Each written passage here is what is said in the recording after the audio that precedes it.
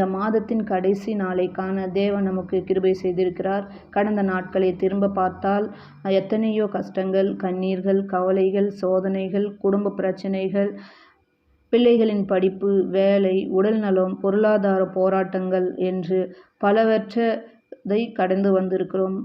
ஆனால் அந்த எல்லா சூழ்நிலைகளிலும் தேவன் நம்மை ஒருபோதும் கைவிடாமல் கண்மணி போல் காத்து வழிநடத்தினார். அதனால் இந்த மாதத்தின் கடைசி நாளில் நாம் இதயபூர்வமாக தேவனுக்கு நன்றி செலுத்துவோம். அவர் செய்த ஒவ்வொரு நன்மையையும் நினைத்து, கர்த்தாவே, இதுவரை எனக்கு காத்து என்னை வழிநடத்தினதுக்காக உமக்கு நன்றி என்று சொல்லுவோம்.